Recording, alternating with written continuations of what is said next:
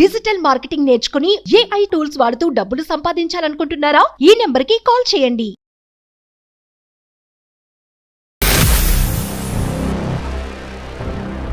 మా ఆయన నన్ను అసలు ఎలా చూస్తాడంటే అసలు మీకు ఎలా చెప్పుకోవాలో కూడా నాకు అర్థం కావడం లేదు. ఒకే ఇంట్లో ఉన్నా మాట్లాడాడు, మాట్లాడితే గోడలతోనే మాట్లాడుకోవాలి. నేను మీ ఇద్దరి మధ్యన ఫిజికల్ బాండింగ్ అనేది కూడా లేదని అనుకుంటున్నాను. ఏమీ లేదు సార్. నేను కాఫీ ఇస్తే కాఫీ కప్పు తీసుకుంటే హ్యాండ్ ఎక్కడ టచ్ అవుతారు అని కూడా ముట్టుకోడు సార్. హలో చెప్పు. ఎందుకు మాట్లాడడం లేదు రాజు? నేను చేసిన తప్పేంది రాజు? నీకు తెలీదా?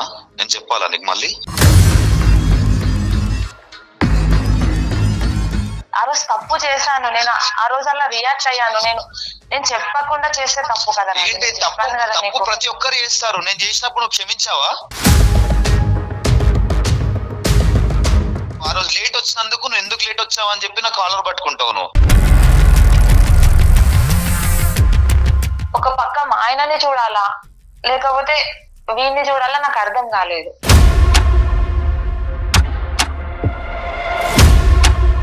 కేవలం నా భార్య వల్లే సార్. నేను ఇప్పటికీ తాగుతాను సార్. నేను ఇమీడియట్ గా ఇంకా FIR ఫైర్ చేయగానే పోలీసులు 2 దెబ్బలు కొట్టారండి మా హస్బెండ్ ని.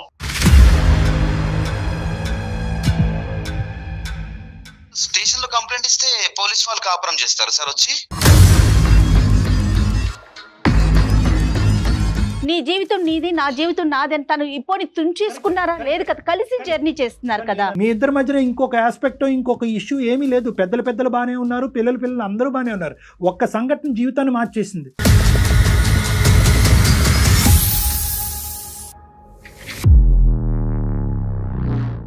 నమస్తే కళ్యాణ్ చక్రవర్తి. నమస్తే జయ గారు. డాక్టర్ గారు శిరీష అని మనకు మెయిల్ చేశారండి. వైఫ్ అండ్ హస్బెండ్ మధ్య ఇష్యూనే. సో ఒకసారి కాల్ చేస్తానండి. హలో శిరీష గారండి? అవునండి. ఎవరు? నేను జయాని అందమైన జీవితం ప్రోగ్రామ్ నుంచి కాల్ చేస్తున్నాను. మేడం నమస్కారం. మేడం నమస్తే శిరీష. నమస్తే అండి. బాగున్నారా మేడం? బాగున్నాను. మీ మెయిల్ చూసాను. డాక్టర్ గారికి నేను జస్ట్ ఒక లైన్ మాత్రమే చెప్పాను. నాతో పాటు మరి డాక్టర్ కళ్యాణ్ చక్రవర్తి గారు కూడా ఉన్నారు. ఒకసారి మాట్లాడతారా? మాట్లాడతాను మేడం. రైట్. శిరీష నమస్తే అమ్మా. సార్ నమస్కారం సార్. ఎంత వయసు అమ్మా మీది? సార్ నాది వచ్చేసి 27 సార్. ఓకే. మ్యారేజ్ ఎంతకాలం అయిందమ్మా? సార్ నా మ్యారేజ్ 6 సంవత్సరాలు అవుతుంది సార్. పిల్లలు ఎవరు లేరు సార్. ఇంకా మీరు చదువుకున్నారా? నేను ఇంటర్ వరకు చేశాను సార్. సరే. ఇప్పుడు జాబ్ ఏమైనా చేస్తున్నావు అమ్మా? లేదు సార్, నేను హౌస్ వైఫ్ నే సార్. చెప్పు నాన్న, సమస్య ఏంటో చెప్పు. సార్ నా సమస్య మీకు ఎలా చెప్పాలో నాకైతే అసలు అర్థం కావడం లేదు. అసలు నా ప్రాబ్లం ఏంటంటే మా ఆయన ఒకే ఇంట్లో ఉన్నా మాట్లాడాడు.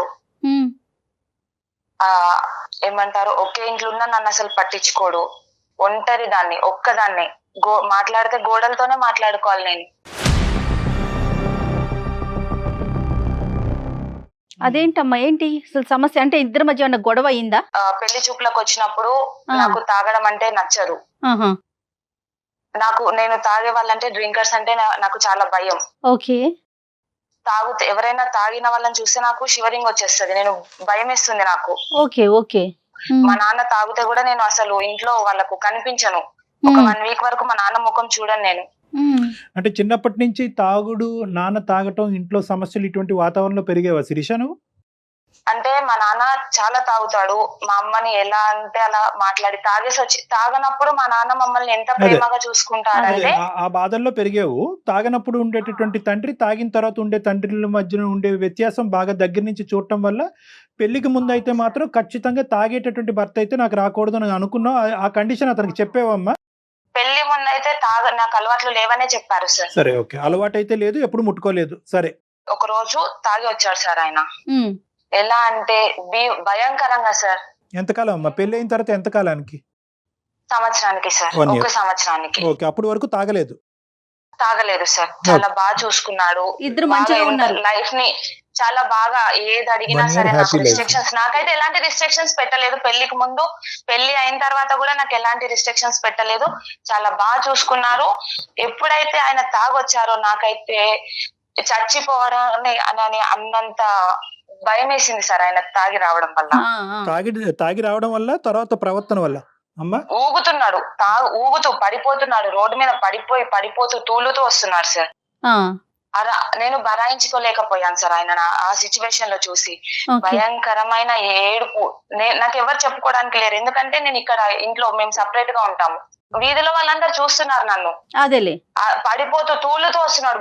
బైక్ పార్కింగ్ కూడా చాలా భయంకరంగా, దెబ్బలు లేవు కానీ కింద పడితే దెబ్బలు తలుగుతాయి అన్నంత భయంకరంగా తాగొచ్చాడు మేడం ఆయన ఆ రోజు. వీధిలోనే నేను మా ఏరియా గేట్ ముందే నేను ఆయనను నిలదీశాను కాలర్ పట్టుకొని. ఎందుకు నువ్వు తాగొచ్చావు, తాగనని చెప్పావు కదా, నువ్వు పెళ్లికి ముందు ఇచ్చిన నాకు మాట ఏంది అని గట్టిగా కాలర్ పట్టుకొని అడిగేసరికి నన్ను కొట్టాడు మేడం. అందరూ ఒక్కొక్కరు ఒక్కొక్క మాట అంటున్నారు. నేనేదో తప్పు చేశానని, ఎంత టార్చర్ పెడుతుందో అని. తాగిరాని మనిషి, ఎప్పుడు తాగిరాని పర్సన్ ఇప్పుడు తాగొచ్చాడు అని అనేసరికి నేను జీర్ణించుకోలేకపోయాను. ఇంకొకటి ఏంటంటే, నేను ఫ్యూచర్ పైన నాకు చాలా ఆశలు ఉన్నాయి.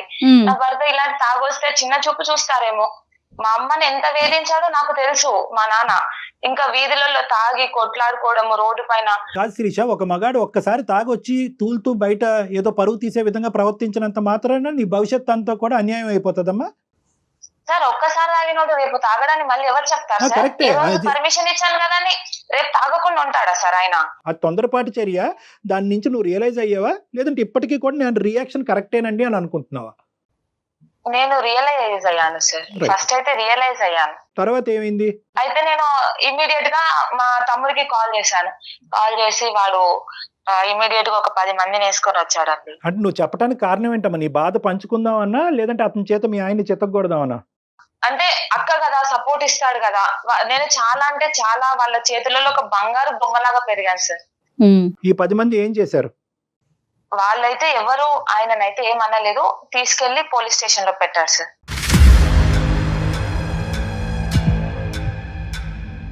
పోలీస్ స్టేషన్ పిఎస్ కి తీసుకెళ్లిపోయారు. ఇలా కొడుతున్నాడు, గృహహింస చట్టం కింద అక్కడ పెట్టేశారు. నేను మా హస్బెండ్ ని అంటే తప్పు చేస్తున్నాను అని చెప్పేసి నాలో నేను అనుకుంటున్నాను. అసలు నేను కలల కన్నా ఫ్యూచర్ ఏంది, నేను ఇక్కడ పోలీస్ స్టేషన్ లో నిలబడడం ఏంటి. అయితే అప్పుడు మా తమ్ముడు నన్ను చాలా బెదిరించాడు అనమాట. కేసు పెట్టు, నిన్ను ఎట్లా పెంచుకున్నాం మేము, నువ్వు ఏంది ఇట్లా అది ఇది అని చెప్పేసి చాలా అంటే కళ్ళతో చూపుతో బెదిరిస్తే, ఒక పక్క మా ఆయనని చూడాలా లేకపోతే వీడిని చూడాలా నాకు అర్థం కాలేదు ఆ సెకండ్ లో. నేను ఇమీడియట్ గా ఇంకా ఎఫ్ఐఆర్ ఫైల్ చేయగానే పోలీసులు 2 దెబ్బలు కొట్టారండి మా హస్బెండ్ ని.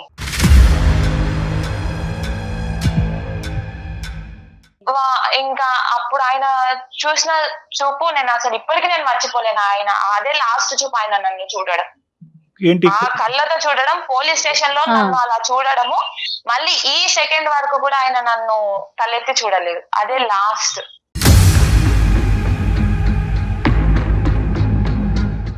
మీ ఇద్దరి మధ్యన ఫిజికల్ బాండింగ్ అనేది కూడా ఏమీ లేదు సార్. నేను కాఫీ ఇస్తే కాఫీ కప్పు తీసుకుంటే హ్యాండ్ ఎక్కడ టచ్ అవుతారు అని కూడా ముట్టుకోడు సార్. ఫుడ్ అమ్మా, ఫుడ్ వడ్డించుకుంటాడు, నీ చేత ఫుడ్ వడ్డిస్తాడు, అది కూడా బయటనా? ఒక 10 రోజులు నేను ఆయనకు ఫుడ్ పెట్టాను సార్. అంతే. ఆ పోలీస్ స్టేషన్ నుంచి వచ్చిన తర్వాత తినలేదు ఆయన.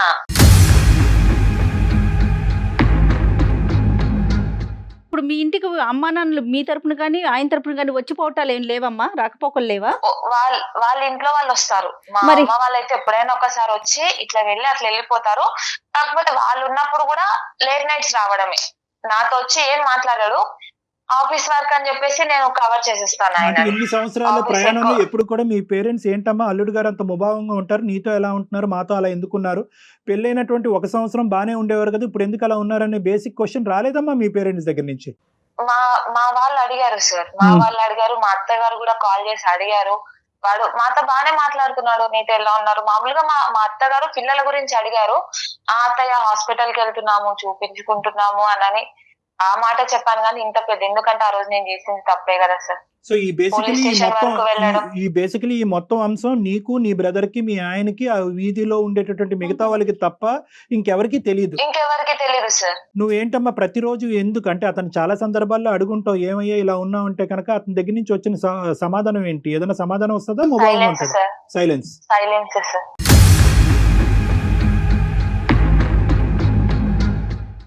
మరి నువ్వు ఏ ఆశతో అమ్మా, అంటే ఏంటి నీ ఆశ ఏంటి? రానున్న రోజుల్లో మనిషి మారుతాడన్నా ఏంటి నీ ఆలోచన ఏంటి, కోరిక ఏంటి? మనిషి మారుతాడనే నమ్మకం ఉంది సార్, ఎందుకంటే 1 year ఆయనతో కలిసి సంసారం చేశాను కదా సార్. ఆ బాండింగ్ నాకు ఇంకా ఇప్పటి వరకు గుర్తుంది కదా సార్.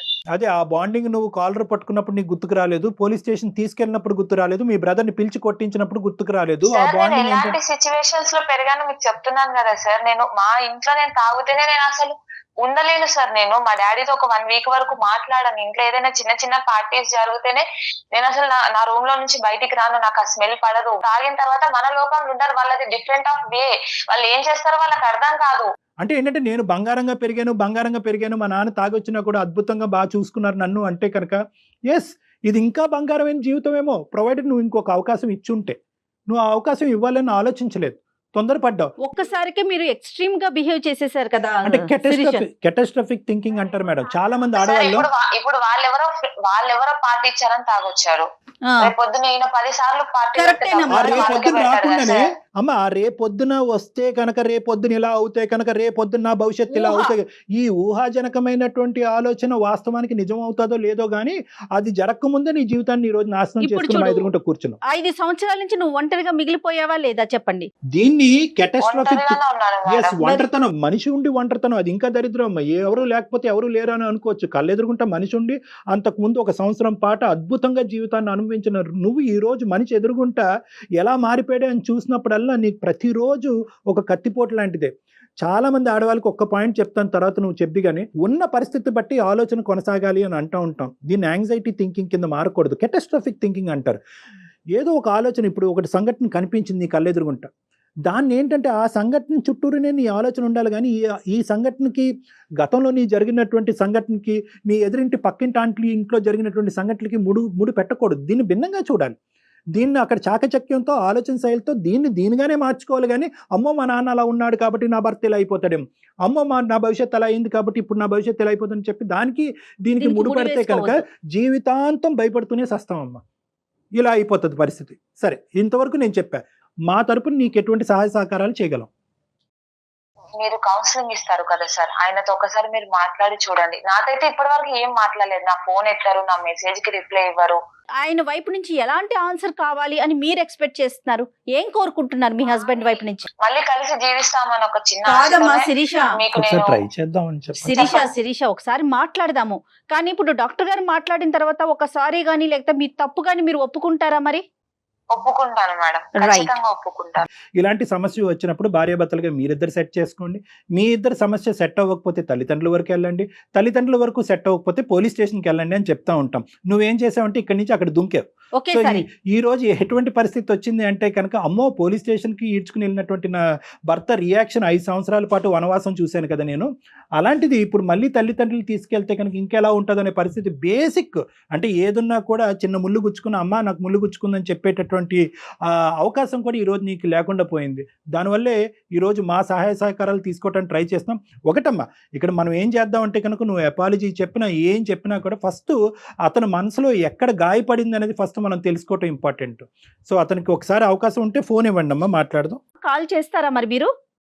మేడం నేను కాల్ చేస్తే లిఫ్ట్ చేయడు మేడం. నేను నెంబర్ చెప్తాను మేడం. రైట్, ఒకసారి నేను కాన్ఫరెన్స్ లో పంపించండి, నేను కాన్ఫరెన్స్ లో తీసుకుంటా.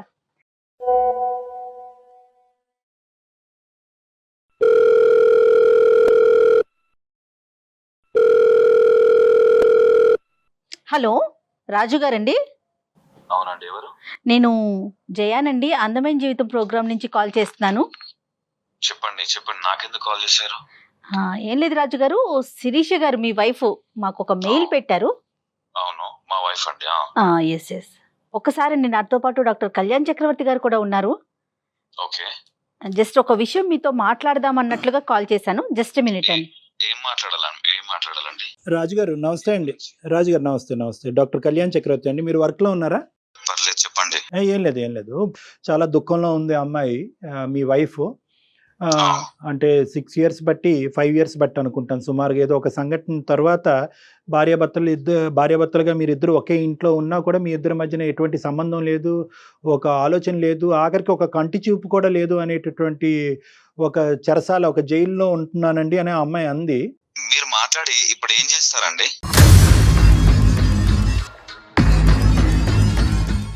నేనేం చేస్తానని అనట్లేదు రాజుగారు. నేను ఏమంటున్నానంటే 5 సంవత్సరాలు బట్టి కనుచూపు కూడా మాట పక్కన పెట్టండి, కనుచూపు కూడా లేనటువంటి భర్త, నేను దగ్గరికి వస్తేనే చేదరించుకునే భర్త, నా చేతి వంట గాని నా కాఫీ మంచినీళ్ళు కూడా తాగినటువంటి భర్త ఏ కారణం చేత అసలు ఏం జరిగిందో మీకు తెలుసా?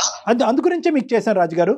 సరే నేను తాగాను అని చెప్పింది, మీరు మీకు చెప్పిందో లేదో నాకు తెలియదు. చెప్పాను. తాగాను, కొట్టాను. సమాజంలో ఎక్కడ తాగట్లేరా? భర్తలు భార్యలను కొట్టట్లేదా సార్? చెప్పండి. లేదు అలా కాదు, ఆ అమ్మాయి హైపర్ గా రియాక్ట్ అయింది, అది నేను కాదనట్లేదు. మీరు ఎందుకు ఆ రోజు సంవత్సరం వరకు బాగున్న రోజు మీరు ఎందుకు ప్రామిస్ బ్రేక్ చేశారు? లేదంటే ఇలా ఫ్రెండ్స్ తోనే ఎక్కడో ఒక పార్టీ ఉంది, ఒక్కసారికి తాగుతాను అనేటటువంటి ఆలోచన ఆ అమ్మాయికి ముందే చెప్పారా? ఆ అమ్మాయి కంగుతుంది, హైపర్ గా రియాక్ట్ అయింది, చుట్టుపక్కల వాళ్ళందరూ కూడా అది ఇది అని చెప్పి నూరు పోసారు ఆ అమ్మాయి మైండ్ లో. ఆ అమ్మాయి కాలర్ పట్టుకుంది, మీరు చేయి పెట్టి కొట్టారు, వాళ్ళ తమ్ముడు వచ్చారు, పోలీస్ స్టేషన్కి వెళ్ళారు.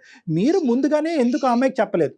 సార్ పెళ్ళైనా ఒక 6 నెలలు నేను అప్పటి వరకు నేను ఎంత బాగా చూసుకున్నాను ఏంటనేది ఒక చిన్న ఒకేషన్ వచ్చి చిన్న పార్టీ ఉండి నేను తాగడం అక్కడ జరిగింది. దానికి ఎక్స్క్యూజ్ చేయలేదు సార్? చేయలేదా? కరెక్ట్ రాజుగారు మీరు చాలా బాగా చూసుకున్నారని చెప్తా ఉంది తను కూడా. అదే అందులో అసలు ఎటువంటి సందేహం లేదు. ఆ పార్టీకి వెళ్తున్నారని చెప్పారండి. పార్టీకి వెళ్తున్నారు ఫ్రెండ్స్ తో, ఇలా తాగే పరిస్థితి ఉంది. ఎందుకంటే ఆ అమ్మాయి యొక్క రియాక్షన్ అంతకు ముందు కూడా చెప్పుకుంటుంది. వాళ్ళ ఫాదర్ ఆఫీస్ నుంచి డైరెక్ట్ అక్కడికి వెళ్ళిపోయాను. ఇదంతా తనకి ఇప్పుడు చెప్పే అవకాశం అర్థం చేసుకొని చెప్దామని అనుకునే గ్యాప్ లోనే ఓపిక అనేది ఒకటి ఉంటుంది సార్. అది లేనప్పుడే ఏదో ఇలా జరుగుతుంది. కానీ ఒకే అంశం నేను అడుగుతానండి. అంటే ఒకే అంశం, నేను ఒక సింగిల్ క్వశ్చన్ అడుగుతాను, తర్వాత మీరు కంటిన్యూ చేద్దరు. కానీ రాజు గారు, మీ భార్య పెళ్లికి ముందు మీతో చెప్పినప్పుడు ఈ తాగుడంటే, సిగరెట్ అంటే నాకు అసహ్యం, ఎందుకంటే దానికి ఉన్నటువంటి బలమైనటువంటి కారణం మా నాన్న తాగినప్పుడు, మా అమ్మ నాన్న తాగి కొట్టుకుంటున్నప్పుడు అది చూడలేక ఇంకా జీవితంలో దాన్ని తాగేటటువంటి వ్యక్తి నాతో పాటు ప్రయాణం చేయకూడదు అనేటటువంటి ఉద్దేశం, ఆ ప్రామిస్ మీ దగ్గర నుంచి తీసుకుందా లేదా? నెంబర్ 1. నెంబర్ 2, ఒకప్పుడు ఇలా ఫ్రెండ్స్ తో పాటు తాగితే మీ వైఫ్ యొక్క రియాక్షన్ ఇలా ఉంటుందని అనుకున్నారా? లేదంటే ఈ ఒక్కసారికి ఓకే అన్నట్టు వదిలేస్తుంది అనుకున్నారా? మీరు ఏ ఎక్స్పెక్టేషన్ తో తాగారు, ఏ ఎక్స్పెక్టేషన్ తో ఇంటికి వచ్చారు? సార్ ఇప్పుడు మీరు తాగడం దాన్ని ఇప్పుడు హైలైట్ చేస్తున్నారా? లేదు, హైలైట్ చేయట్లేదు, ప్రామిస్ ని హైలైట్ చేస్తున్నాను. బిఫోర్ మ్యారేజ్ మీరు మాట్లాడుకున్న విషయాన్ని హైలైట్ చేస్తున్నారండి, అంతే. సార్ ఇప్పుడు ఏదైతే నేను తాగిన మాట, అవన్నీ కొట్టిన మాట, ఇది నిజమే. ఒక చిన్న రిలాక్సేషన్ కోసం అని చెప్పి నేను తాగడం జరిగింది సార్. కేవలం నా భార్య వల్లే సార్. నేను ఇప్పటికీ తాగుతాను సార్, నేను తాగుతాను.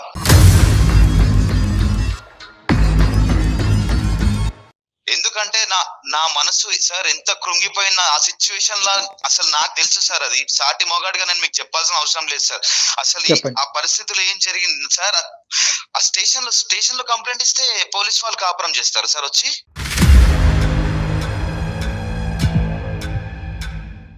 స్టేషన్ లో కంప్లైంట్ ఇచ్చింది, వాళ్ళ మధ్యలో నన్ను నిల్చోబెట్టింది, అతను నా మీద నా కాలర్ పట్టుకున్నాడు, నన్ను గెంటేశాడు. అంత మంది ముంగడ నా పరువు పోయింది, నా ఇజ్జత్ పోయింది. ఇప్పుడు సార్ ఒక్కటి సార్, పరువు అన్నా ప్రాణం అన్నా రెండు ఒకటే సార్ నా దృష్టిలో.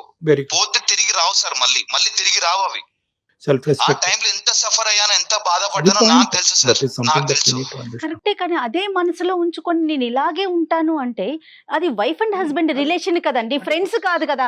For example first of all ఏంటంటే అతను ఎందుకు ఇలా చేశాడు, ఎందుకు ఇలా ప్రవర్తించాడు అనేది, ఆ అమ్మాయి ఎలాగైతే కనుక ఎందుకు నా భర్త ఇలా ప్రవర్తిస్తున్నాడు అనే సమాధానం గురించి వెయిట్ చేస్తుందో, ఇతను కూడా ఏంటంటే ఇతని ప్రవర్తనకి ఒక సమాధానం చెప్పాలి అనే విధంగా ఇంతకాలం వెయిట్ చేస్తున్నాడు. సో ఏంటంటే ఫస్ట్ సెక్షన్ ఏంటంటే కనుక, ఎందుకు ఇతను రాక్షసుడా, ఇతను ఏమైనా శాడిస్టా, అందరినీ ఇలా ఆడుకు చంపే దొబ్బే వ్యక్తి అయితే కాదు కదా. సో ఫస్ట్ ఆఫ్ ఆల్ ఏంటంటే ఎందుకు నా మనసు, అతను ఒక చాలా మంచి మాట అన్నాడు, నా యొక్క సెల్ఫ్ రెస్పెక్ట్ అయినా నా ప్రాణం అయినా ఒకటే, సెల్ఫ్ రెస్పెక్ట్ పోయిన రోజు నా ప్రాణం కూడా పోయినట్టే అని చెప్పి. ఫస్ట్ ఆఫ్ ఆల్ ఏంటంటే అతను ఎంత గాయపడ్డాడు అనేది మనం విన్న తర్వాత ఆ గాయానికి మందు ఏంటి అనేటటువంటిది నెక్స్ట్ ఫేజ్ లో వస్తుంది. అతను ఎందుకు ఆ గాయానికి మందు అడుగులు. రైట్, మరి ఒకసారి శిరీష్ కూడా లైన్ లోకి తీసుకుందామా రాజు గారు? దేనికండి అవసరం లేదు, నేను మాట్లాడనండి. మాట్లాడేవాడిని అయితే అప్పుడే మాట్లాడేవాడిని, నేను మాట్లాడను. ఒకసారి మాట్లాడితే కదా సమస్యకి పరిష్కారం. మీరు పరిష్కారం వైపు ఆలోచించట్లేదు అసలు. రాజుగారు ఏం ఆలోచించాలండి? నాన్న. 6 సంవత్సరాల నుంచి నేను ఒంటరిగా రాజుగారు ఒక్క నిమిషం రాజుగారు. ఈ రోజు ఒక్కొక్క మెట్టు నా చేయి పట్టుకుని నిదానంగా ఎక్కించేస్తున్నారు డాక్టర్ గారు అని మీరు అనుకోవద్దు.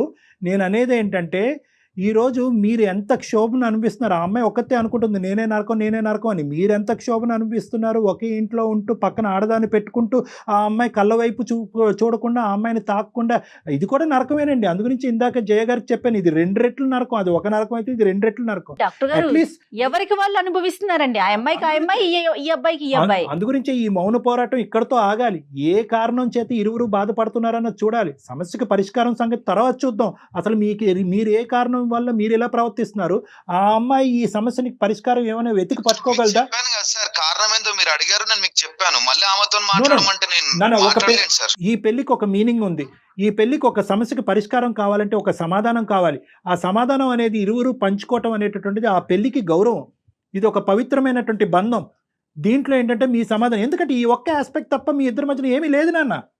మీ ఇద్దరి మధ్యన ఇంకొక ఆస్పెక్ట్, ఇంకొక ఇష్యూ ఏమీ లేదు. పెద్దలు బాగానే ఉన్నారు, పిల్లలు అందరూ బాగానే ఉన్నారు. ఒక్క సంఘటన జీవితాన్ని మార్చేసింది. సో కాబట్టి ఏంటంటే దీని పరిష్కారం వైపు తర్వాత చూద్దాం. ఫస్ట్ మీరిద్దరు ఒకరికొకరు సమాధానం చెప్పుకోండి. ఫస్ట్ ఆ అమ్మాయి ఏం చెప్తుందో వినండి. ఆ అమ్మాయితో మాట్లాడటం మీకు ఇష్టం లేకపోతే మేము ఆ అమ్మాయి మాటను మీకు మీడియేట్ చేస్తాం. ఒక్కసారి ఫోన్ కలవడానికి అవకాశం.